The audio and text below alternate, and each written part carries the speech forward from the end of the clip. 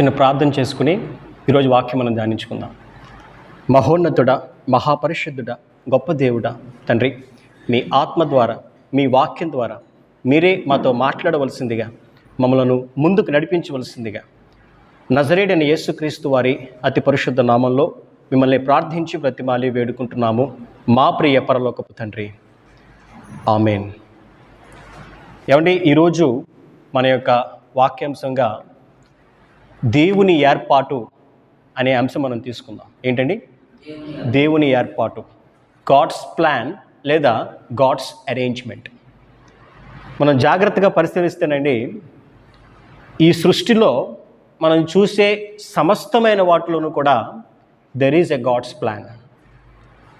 అది భూమి అవ్వచ్చు, ఆకాశం అవ్వచ్చు, మేఘం అవ్వచ్చు, లేదా సూర్యుడు, చంద్రుడు, నక్షత్రాలు, పశుపక్షాదులు, మరి ఆకాశమందు సంచరించే పక్షులు, జలచరములు, ముఖ్యంగా మనుష్యులు, ఇలా దేవుడు సృష్టించినటువంటి ఈ సమస్తమైన సృష్టిలో, ఇంకా చెప్పాలంటే సర్వమండలములో, in the entire universe we can see the God's arrangement and God's plan and the God's purpose.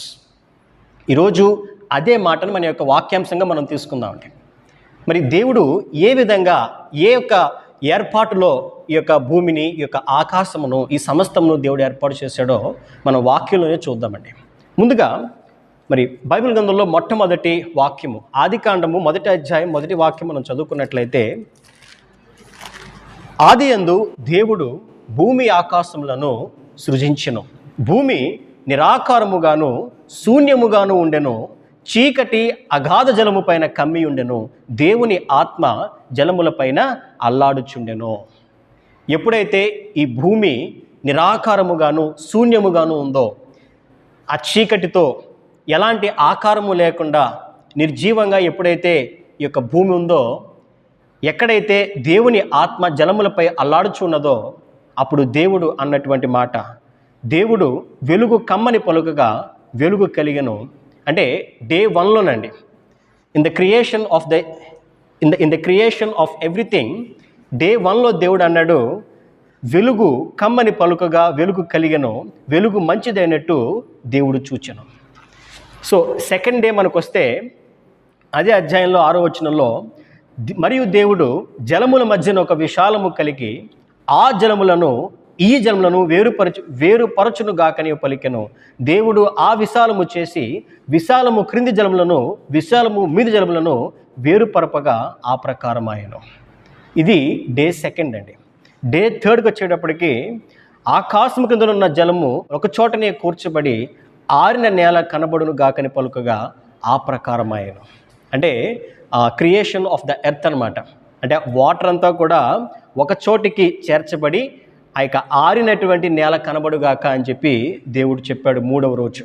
4వ రోజు మనం చూసినట్లయితే, పగటిని రాత్రిని వేరుపరచినట్లు ఆకాశ విశాలమందు జ్యోతులు కలుగును గాకయు, అవి సూచనలను, కాలములను, దిన సంవత్సరములను సూచించుటకై యుండుగాకనియు.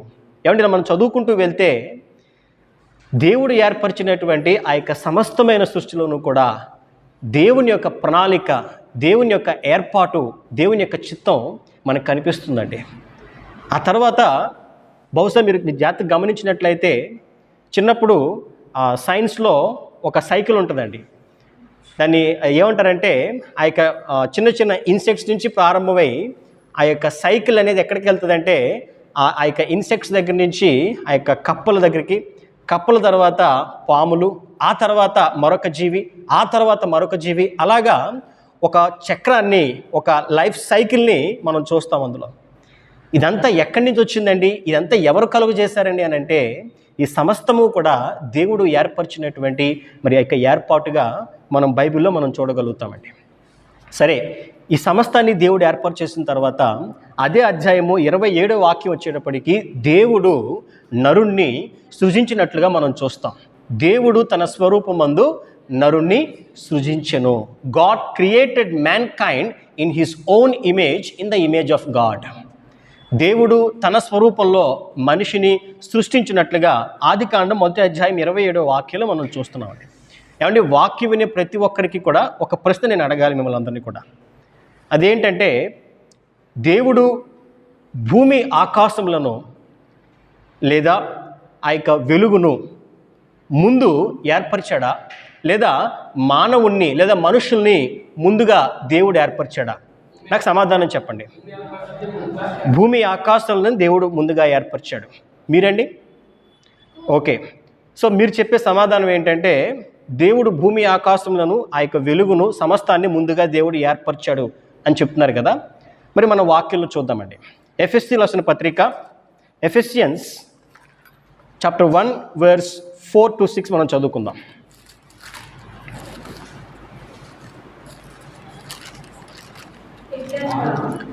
చదవండి. మొదటి అధ్యాయము 4 నుంచి 6 వరకు అండి.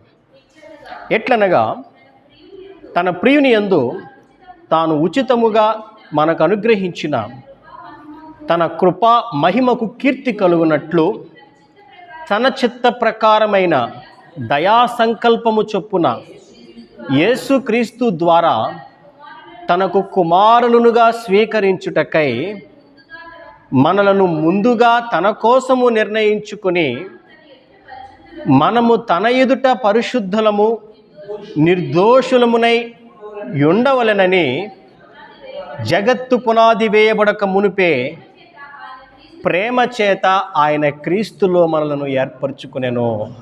హల్లెలూయా. దేవునికి మహిమ కలుగును గాక. ఏమండి, ఈ వాక్యాన్ని బట్టి నేనంటాను, దేవుడు భూమి ఆకాశాలను, వెలుగును, మండలములను, జ్యోతులను ముందుగా ఏర్పరచలేదు. వీటన్నిటికంటే ముందే దేవుడు మనిషిని, మానవుణ్ణి దేవుడు ముందుగా ఏర్పరిచాడండి. హల్లెలూయా.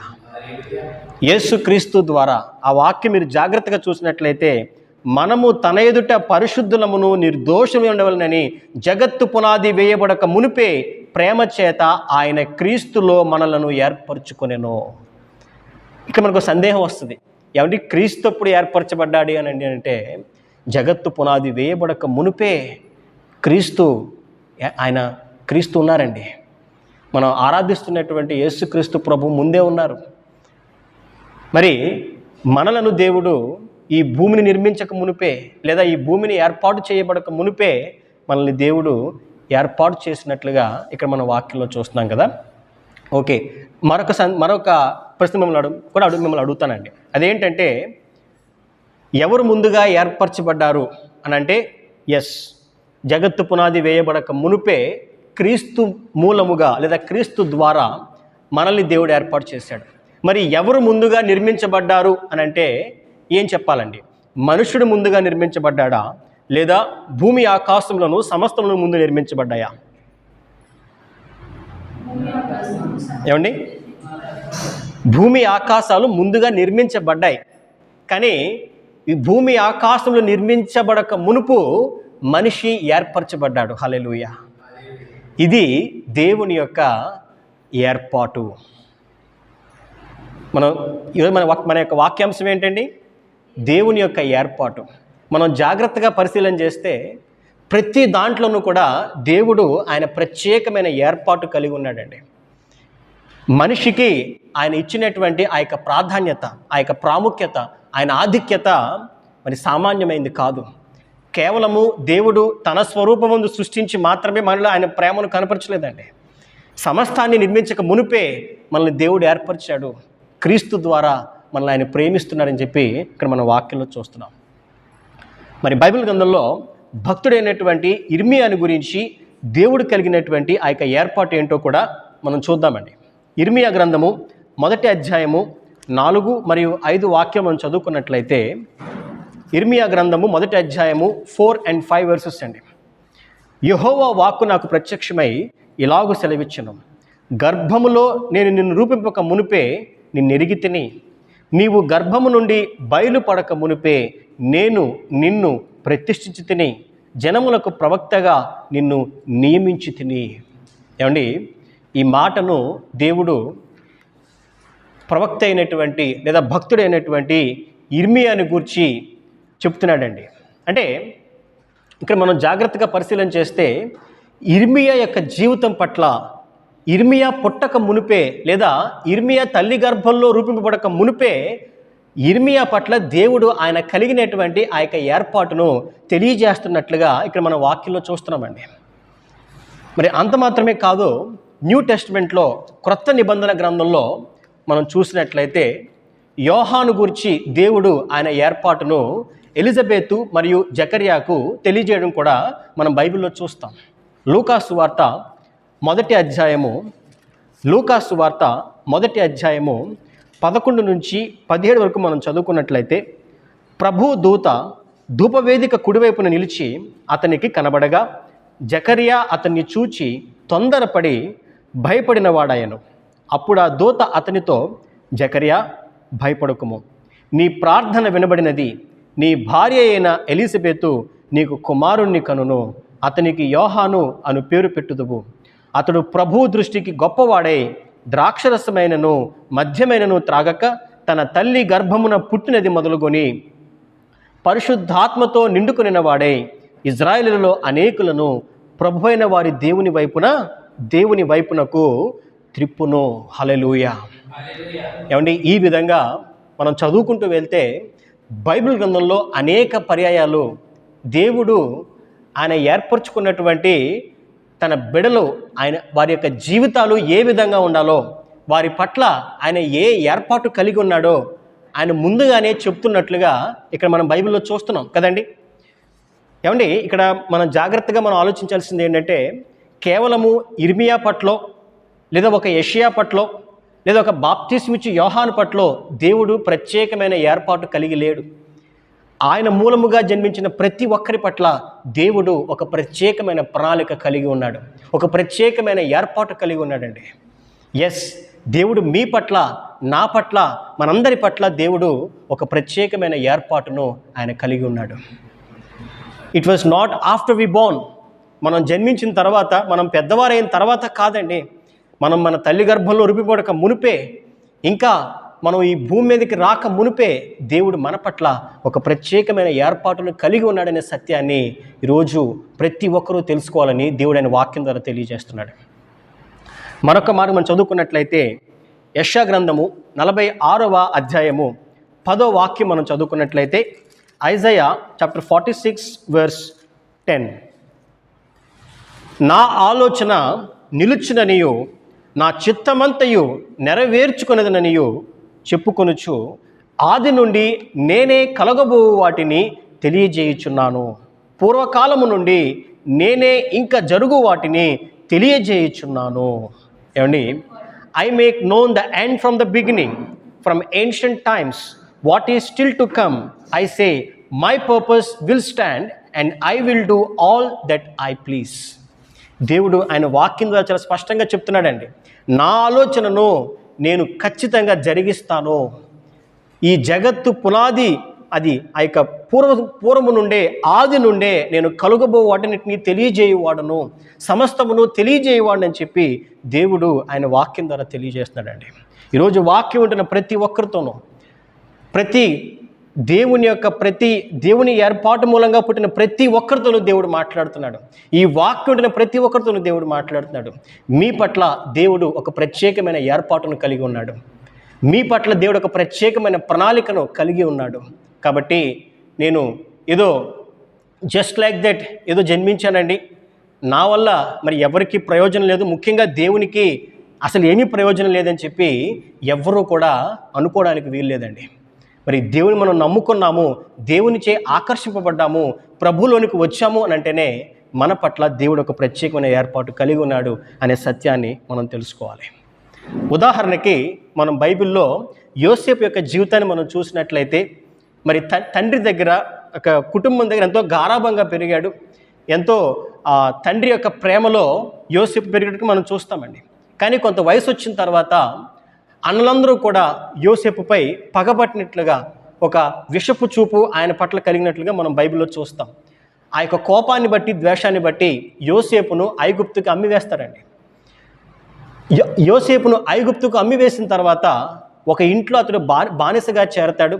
అక్కడ మంచి పేరు సంపాదించుకుంటాడు. ఆ ఇంటికి యజమానిగా ఆ వ్యక్తి ఉంటాడండి. ఆ తర్వాత ఆ యజమాని యొక్క భార్య మరలా యోసేపు మీద నెపం వేసినప్పుడు మరలా యోసేపు మరి ఖైదు చేయబడినట్లుగా, జైల్లో పడేసినట్లుగా మనం బైబిల్లో చూస్తాం. ఇక మనకి బహుశా ఈ వాక్యం మనం చదువుకుంటున్నప్పుడు ఎందుకని దేవుడు యోసేపు పట్ల ఎలాంటి కార్యం చేయట్లేదు, ఎందుకని యోసేపు అంత ఆ విధంగా ఇబ్బంది పడుతున్నప్పటికీ, క్రమక్రమంగా ఒక్కొక్క మెట్టు దిగజారిపోతున్నప్పటికీ కూడా దేవుడు ఎందుకని కార్యం చేయట్లేదని చెప్పి బహుశా మనకు సందేహం రావచ్చండి. ఏమండి, యోసేపు అమ్మివేయబడుట దేవుని ఏర్పాటు, యోసేపు ఖైదు చేయబడుట దేవుని ఏర్పాటు. అంత మాత్రమే కాదండి, ఆ బందీగృహంలో నుండి బయటకు వచ్చి అదే దేశానికి ప్రధానమంత్రిగా మార్చబడుట కూడా దేవుని ఏర్పాటు. హల్లెలూయా. ఈరోజు మరి ఎవరైతే మరి ఇబ్బందుల్లో ఉన్నారో, శ్రమల్లో ఉన్నారో, మరి అనేకమైనటువంటి ఆ యొక్క ట్రయల్స్ అండ్ ట్రిబులేషన్స్, ఆ యొక్క శోధనలు గుండా, ఇబ్బందులు గుండా, బాధలు గుండా వారు ప్రయాణం వారు చేస్తున్నారో వారందరితోని దేవుడు మాట్లాడుతున్నాడు, ఇది దేవుని యొక్క ఏర్పాటు. హల్లెలూయా. మరి మిమ్మల్ని నాశనం చేయాలనో, మిమ్మల్ని ఇబ్బందులకు గురి చేయాలనో, పాడు చేయాలనేది దేవుని ఉద్దేశం కాదు. మరి దేవుడు ఆయన ఏర్పాటును బట్టి మనల్ని నడిపిస్తూ వెళ్తున్నాడు. ప్రతి ఒక్కరి పట్ల దేవుడు ఆయన యొక్క ప్రణాళికను బట్టి ముందుకు తీసుకెళ్తున్నాడండి. యోసేపు తన తండ్రి దగ్గర ఉన్నప్పుడు నమ్మకంగా బ్రతికాడు, ఆ బానిసగా అమ్మివేయబడినప్పుడు నమ్మకంగా జీవించాడు, ఆ తర్వాత జైల్లో వేయబడినప్పుడు కూడా నమ్మకంగా జీవించాడు. అదేవిధంగా మనం ఏ స్థితిలో ఉన్నప్పటికీ కూడా, మనల్ని దేవుడు ఎక్కడ ఉంచినప్పటికీ కూడా మనం ఎప్పుడైతే నమ్మకంగా మనం జీవించగలుగుతామో అప్పుడు మనం దేవుని ఏర్పాటు మనం తెలుసుకోగలుగుతాం. హల్లెలూయా. ఒక వాక్యం మనం చదువుకుందామండి. అదేంటంటే ఆదికాండము 50వ అధ్యాయము 18 నుంచి 20వ వాక్యం మనం చదువుకుందాం. ఆదికాండము 50వ అధ్యాయము 18, 19 and 20 అండి. మరియు అతని సహోదరులు పోయి అతని ఎదుట సాగిలపడి, ఇదిగో మేము నీకు దాసులమని చెప్పగా, యోసేపు భయపడకుడి, నేను దేవుని స్థానమందున్నానా? మీరు నాకు కీడు చేయును ఉద్దేశించిరి గాని నేటి దినమున జరుగునట్లుగా, అనగా బహు ప్రజలను బ్రతికించినట్లుగా అది మేలుకే దేవుడు ఉద్దేశించెను. ఏమండి, మరి దేవుని యొక్క ఏర్పాటును, దేవుని యొక్క ఉద్దేశాన్ని గ్రహించగలిగాడు యోసేపు. తాను ఎన్నో బాధలు, ఇబ్బందులు గుండా అతను ప్రయాణం చేసినప్పటికీ, ఎన్నో శోధనలు గుండా, ఎన్నో అవమానాల గుండా వెళ్ళినప్పటికీ కూడా ఆఖరికి ఇది దేవుని ఏర్పాటు, ఇది దేవుని ఉద్దేశం అని చెప్పి దాన్ని తెలుసుకోగలిగాడు. అదే మాటలను తన అన్నలకు కూడా తెలియజేయగలిగాడండి. జస్ట్ ఇమాజిన్, ఒకవేళ యోసేపు గనక మరి అమ్మివేయబడకపోతే, తన తండ్రితోనే ఉండుంటే అదే కరువు అప్పుడు వచ్చేది. అప్పుడు తినడానికి ఆహారం లేని స్థితిలో ఆ కుటుంబం అంతా కూడా ఆకలితో అలమటించి చనిపోయేది. వీరు మాత్రమే కాదు, ఇంకా అనేక మంది అదే స్థితిలో మరణించేటువంటి అవకాశం ఉండేదండి. దాన్ని తప్పించుట కొరకు దేవుడు ముందుగా యోసేపుని ఏర్పరిచాడు. మన జీవితంలో కూడా మన పట్ల దేవుడు ఒక ప్రత్యేకమైన ఏర్పాటును కలిగి ఉన్నాడు. వాటిని ఎప్పుడైతే మనం గ్రహించగలుగుతామో, వాటిని ఎప్పుడైతే మనం దేవుని ద్వారా తెలుసుకోగలుగుతామో అప్పుడు మనం దేవుని కొరకు నమ్మకంగా మనం నిలబడగలుగుతాం. ఆశీర్వాదకరమైనటువంటి పాత్రగా మనం జీవించగలుగుతామండి. సరే, ఇప్పటి వరకు దేవుని ఏర్పాటు ఎలా ఉంటుందో మనం చూసాం. దేవుడు ఆయన ఏర్పరిచిన సమస్తంలోనూ there is God's plan and there is God's arrangement. ఇప్పుడు మన జీవితం పట్ల దేవుని ఏర్పాటు ఏంటనేది ఎలా తెలుసుకోవాలండి? నేను ఏ విధంగా జీవిస్తే, నేను ఏ విధంగా నా బ్రతుకును ముందుకు తీసుకెళ్తే నేను దేవుని యొక్క ఏర్పాటును గ్రహించగలుగుతాను అనే విషయం మనం ఒక్కొక్కటిగా మనం చూద్దామండి. ఏంటండి, మన జీవితం పట్ల దేవుని ఏర్పాటు ఏంటి అని మనం ఏ విధంగా తెలుసుకోవాలి? ముందుగా, seek obedience as it leads to understanding God's will. అంటే ఎప్పుడైతే మనం దేవునికి విధేయులుగా మనం జీవించగలుగుతామో అప్పుడు మనం దేవుని యొక్క ఏర్పాటును, దేవుని యొక్క ఉద్దేశాన్ని మనం తెలుసుకోగలుగుతాం. ఒక వాక్యం మనం చదువుకుందామండి. రోమాపత్రిక 12వ అధ్యాయము 1 and 2 మనం చదువుకున్నట్లయితే, రోమాపత్రిక 12వ అధ్యాయము మొదటి 2 వాక్యాలండి. కాబట్టి సహోదరులారా, పరిశుద్ధమును దేవునికి అనుకూలమునైన సజీవ యాగముగా మీ శరీరములను ఆయనకు సమర్పించుకొనుడని దేవుని వాత్సల్యమును బట్టి మిమ్మల్ని బతిమాలుకొనుచున్నాను. ఇట్టి సేవ మీకు యుక్తమైనది. మీరు ఈ లోక మర్యాద అనుసరింపక ఉత్తమమును, అనుకూలమును, సంపూర్ణమైన దేవుని చిత్తం మీద పరీక్షించి తెలుసుకున్నట్లు మీ మనస్సు మారి నూతన మొగుట వలన రూపాంతరము పొందుడి. ఏమండి, మన జీవితం పట్ల దేవుని యొక్క ఏర్పాటు ఏంటి, దేవుని యొక్క ఉద్దేశం ఏంటి అని మనం తెలుసుకోవాలంటే ముందు మనము దేవునికి విధేయులుగా జీవించాలండి. విధేయత చూపించడం అంటే ఏంటండి అని అంటే మన శరీరాలను సజీవ యాగముగా ఆయనకు సమర్పించగలగాలి. అంత మాత్రమే కాదండి, మారు మనస్సు పొంది మనస్సు మార్చబడిన వారమై నూతనమైన నవీనమైన స్వభావాన్ని ఎప్పుడైతే మనం కలిగి జీవించగలుగుతామో, ఎప్పుడైతే రూపాంతరపరచబడిన అనుభవంలో మనం జీవించగలుగుతామో అప్పుడు దేవుడు ఆయన యొక్క ఏర్పాటును ఆయన తెలియజేస్తాడు. హల్లెలూయా. మరి మన దేహము, మరి దేవుని ఆత్మకు నిలయముగా ఉన్నటువంటి మన దేహము ఆయనకు సజీవ యాగంగా అర్పించబడకుండా, మనం మారు మనసు అనే అనుభవంలో మనం లేకుండా దేవుని ఏర్పాటు మనం తెలుసుకోవడం అనేది అది సాధ్యపడదండి. రెండవదిగా మనం చూస్తే be led by the Holy Spirit in all things. నేను ఎప్పుడూ చెప్తాను, అదేంటంటే ఎల్లప్పుడూ మనం పరిశుద్ధాత్మతో నింపబడాలి, పరిశుద్ధాత్మతో నడిపించబడాలి అనేది, పరిశుద్ధాత్మతో నడిపించబడడం అనేది చాలా ప్రాముఖ్యం అండి. అదే రోమపత్రిక 8వ అధ్యాయం 14వ వాక్యం మనం చదువుకున్నట్లయితే, రోమన్ చాప్టర్ 8 verse 14, దేవుని ఆత్మ చేత ఎందరు నడిపింపబడుదురో వారందరూ దేవుని కుమారులయ్యుందురు. మరి ఎవరెవరైతే దేవుని ఆత్మ చేత నడిపించబడుతారో వారు మొదట దేవుని కుమారులుగా జీవించగలుగుతారు. రెండవది, వారు దేవుని ఆత్మ ద్వారా దేవుడు వారి పట్ల ఏ ప్రణాళిక కలిగి ఉన్నాడనేది వారు తప్పక వారు తెలుసుకోగలుగుతారండి. హల్లెలూయా, హల్లెలూయా. నేను నా అనుభవాన్ని మీకు చెప్తాను. నా జీవితం పట్ల దేవుడి ఏర్పాటు ఏ విధంగా నేను తెలుసుకున్నా నేను చెప్తానండి. మరి నేను ఇంజనీరింగ్ చదువుతున్నప్పుడు మరి ఆ యొక్క 3వ సంవత్సరం కంప్లీట్ అయ్యేటప్పటికి నాకు కొంచెం అనారోగ్యం వచ్చింది, నాకు ఒంట్లో బాగాలేదు. అప్పుడు కొంత గ్యాప్ వచ్చింది స్టడీస్లో. ఆ తర్వాత మరలా నేను నా ఎడ్యుకేషన్ని నేను కంటిన్యూ చేశానండి. ఆ తర్వాత నేను ప్రభువుని తెలుసుకోవడం, ఆయన దర్శనాన్ని పొందడం, ఆయన దర్శనం ద్వారా సహనం పాటించు బిడ్డ అనేటువంటి మాటను నేను కూడా వినడం జరిగింది. ఆ తర్వాత నా ఆశ, నా కోరిక ఏంటంటే నా జీవితం పట్ల దేవుని ఏర్పాటు తెలుసుకోవాలని ఆశ నాలో పెరిగిందండి. ప్రభువా, మరి నేను ఏ విధంగా నా జీవితాన్ని ముందుకు తీసుకెళ్ళాలి నాకు తెలియజేయను ఆయన, అప్పుడు ధైర్యంగా నమ్మకంగా నేను ముందుకు వెళ్ళగలుగుతాను అని చెప్పి నేను దేవునికి ప్రార్థన చేయడం మొదలుపెట్టానండి. ఎప్పుడైతే నేను దేవునికి when I started praying to God, దేవుడు నాతో మాట్లాడడం ప్రారంభించాడు. వన్ ఫైన్ డే, మరి ఉదయం ఎప్పుడైతే నేను లేచి మేడ మీదకి వెళ్ళి నాకు బాగా గుర్తు, one fine day early morning 5 గంటలకు నేను లేచి మేడ మీదకి వెళ్ళి ప్రార్థన చేసి దేవుని వాక్యం చదివినప్పుడు ఇర్మియా భక్తుడికి దేవుడు ఏదైతే వాగ్దానం ఇచ్చాడో అదే వాగ్దానం నాకు దేవుడు ఇచ్చాడండి.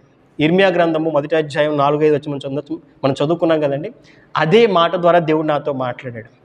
ఆ తర్వాత అనేక పర్యాలు నేను ప్రార్థించడం, దేవుడు ఆయన వాక్యాల ద్వారా నా పట్ల ఆయన కలిగినటువంటి ఆ యొక్క ఏర్పాటు ఏంటో తెలియజేయడం జరిగాయి. కాబట్టి ఒక వ్యక్తి తాను ప్రభులోకి వచ్చిన తర్వాత, దేవునిచే ఆకర్షింపబడిన తర్వాత ఈ లోక సంబంధంగా మరి ఈ యొక్క జీవనాన్ని తీసుకెళ్ళిపోవడం కాదు, కానీ దేవుడు నాకంటూ ఒక ప్రణాళిక కలిగి ఉంటాడు, నాకంటూ దేవుడు ఒక ప్రత్యేకమైన ఏర్పాటు ఖచ్చితంగా కలిగి ఉంటాడనే సత్యం ముందుగా తెలుసుకోవాలి. రెండవది, అది ఆ ప్రణాళిక ఏంటి, ఆ ఉద్దేశం ఏంటనేది దేవుణ్ణి అడగాలి, ప్రార్థించాలి, వెతకాలి. ఎప్పుడైతే మనం కనిపెట్టి ప్రార్థించి మనం వెతుకుతామో తప్పకుండా దేవుడు మాట్లాడతాడండి. Then we will decide. అప్పుడు మనకు అర్థమవుతుంది మనం ఏం చేయాలనేది. దాన్ని బట్టి మన జీవితాన్ని మనం ముందుకు తీసుకెళ్ళాలి. హల్లెలూయా. ఉదాహరణకి బైబిల్లో మనం పేతురు యొక్క ఉదాహరణ మనం తీసుకుందామండి. పేతురు ఎవరు అని అంటే ఆయన విద్య లేనటువంటి ఒక సాధారణమైన పామరుడు, ఒక జాలరు. మరి ఆయన చేపలు పట్టుకోవడం, మరి ఆ యొక్క చేపలను విక్రయించుకోవడం, ఆయన జీవితాన్ని ముందుకు తీసుకెళ్ళడం చేస్తున్నాడు. ఎప్పుడైతే ఆయన మొట్టమొదటిసారి యేసుక్రీస్తు ప్రభువుని చూశాడో, అంటే యేసు ప్రభువుని చూడక మునుపు ఆ ముందు రోజు రాత్రంతా కూడా ఆయన వల వేశాడు, చేపలను పట్టే ప్రయత్నం చేస్తున్నాడు, కానీ ఆయనకి ఒక్క చేప కూడా దొరకలేదండి. ఒక్కడు కూడా దొరకలేదు. పొద్దున్న అయిపోయింది, నిరాశతో వెనక్కి వస్తున్నాడు. నిరాశతో వెనక్కి వస్తున్నప్పుడు అప్పుడే యేసుక్రీస్తు ప్రభువుని చూశాడు. ప్రభు అంటున్నాడు, మీరు లోతుగా వెళ్ళి అక్కడ మీరు వేయండి, అక్కడ మీరు వల వేయండి అని చెప్పినప్పుడు, ఇప్పుడు దాకా వేసాం ఇంకా వేయలేం, మా వల్ల కాదు అని అనలేదు. లేదా ఏ వేస్తాంలేండి, మాకు ఓపిక లేదు, మా వల్ల కాదు, రేపు చూద్దాంలే అని కానీ అనకుండా వెంటనే ప్రభు చెప్పిన మాటను బట్టి అక్కడికి వెళ్ళాడు, వల వేశాడు. విస్తారమైనటువంటి చేపలు పడినట్లుగా మనం బైబిల్లో చూస్తాం. ఎన్ని చేపలు పడ్డాయనంటే ఆ ఓడ మరి 2 ముక్కలుగా అది విరిగిపోతుందేమో అన్నంత ఇదిగా అక్కడ చేపలు పడ్డాయండి. మరి అప్పుడు పేతురు దేవుని యొక్క ఆ శక్తిని చూశాడు, దేవుని యొక్క ఆత్మను బట్టి దేవుణ్ణి అర్థం చేసుకోగలిగాడండి. వెంటనే ఆ యొక్క పడవను, అందులో ఉన్న చేపలను అక్కడికక్కడే విడిచిపెట్టి దేవుణ్ణి వెంబడించినట్లుగా మనం బైబిల్లో చూస్తాం. ఈరోజు దేవుని ఏర్పాటును తెలుసుకోవాలనుకునేవారు మరి చాలామంది లోకంతో స్నేహం చేస్తూ ఉంటారు. ఏంటండి, బైబిల్లో క్లియర్గా ఉంది, లోకముతో స్నేహము దేవునితో వైరము అని చెప్పి. ఒక పక్క మనం లోకంతో స్నేహం చేస్తూ లోకానుసారంగా మనం జీవిస్తూ, ప్రభువా నా జీవితం పట్ల మీ ఏర్పాటును తెలియజేయి నాయన అంటే దేవుడు ఎలా తెలియజేస్తాడండి? మనం మొదట లోకాన్ని మనం విడిచిపెట్టాలి. దేవుని కొరకు ఎప్పుడైతే మనం నిలబడగలుగుతామో, దేన్నైనా విడిచిపెట్టగలుగుతామో, అప్పుడు దేవుడు మన పట్ల ఆయన ఏర్పాటును తెలియజేస్తాడు. అప్పుడు మనం నమ్మకంగా మనం ముందుకెళ్ళగలుగుతామండి.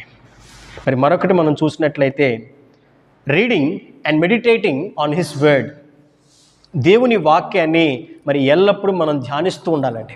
ఎందుకంటే బైబిల్లో రాయబడింది, నీ వాక్యము నా పాదములకు దీపము, నా త్రోవకు వెలుగు అని. చీకట్లో మనం ఎక్కడికి వెళ్ళలేం, మనం ఏ పని చేయలేం. మనం ఒక గమ్యం చేరాలన్నా, మనం ప్రయాణం చేయాలన్నా వెలుగు అనేది మనకు చాలా ముఖ్యమైనది. వాక్యం అనే వెలుగు మన ఎడల ఉన్నట్లయితే ఆ వాక్యం అనే వెలుగు ద్వారా మనం ప్రయాణం చేయగలుగుతాం. అదే వాక్యం ద్వారా దేవుని యొక్క ఏర్పాటును కూడా మనం తెలుసుకోగలుగుతామండి.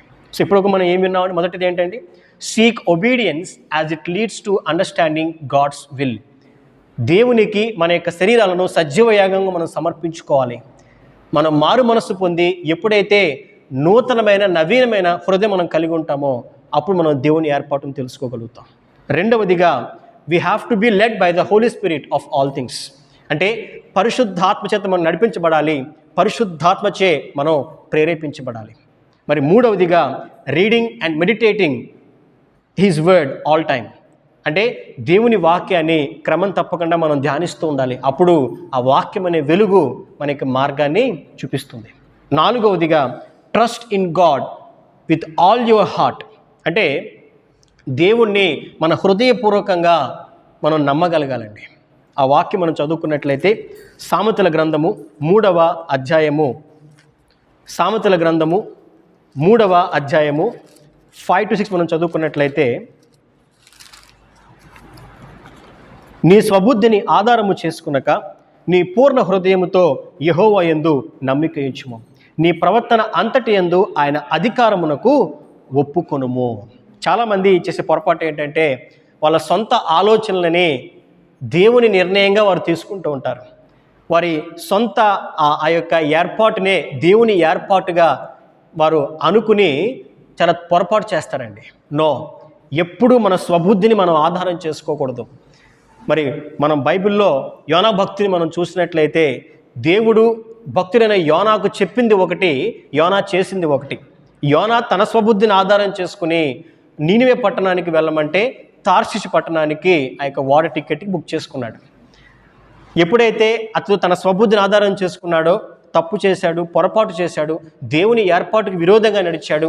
అక్కడి నుంచి త్రోసివేయబడ్డాడు, నీళ్ళల్లో పడవేయబడ్డాడు. అక్కడ చేప అతన్ని మింగేసింది.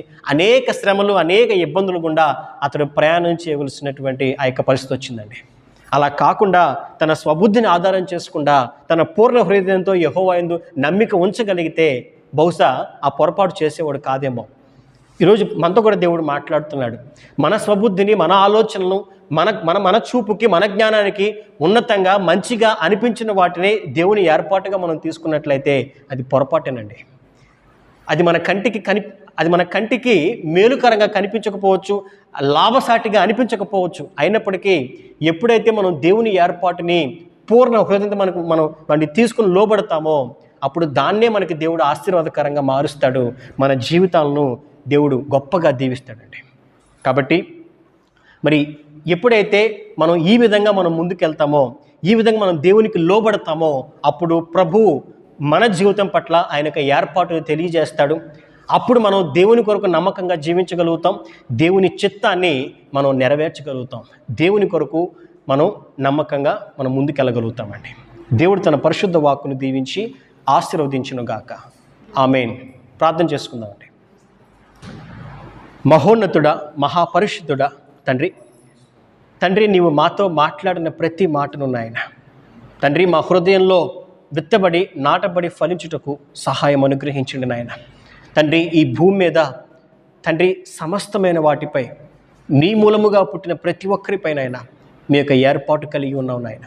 ప్రతి ఒక్కరి పట్ల ఒక ప్రత్యేకమైన ఏర్పాటును కలిగి ఉన్నావు ప్రభువా. తండ్రి, మీ పిల్లలు మీ బిడ్డలు ప్రభువా మీకు ప్రార్థిస్తుండగా వారి జీవితం పట్ల మీ యొక్క ప్రణాళికను, మీ యొక్క ఏర్పాటును వారికి తెలియజేయవలసిందిగా మిమ్మల్ని కోరుతున్నాం నాయన.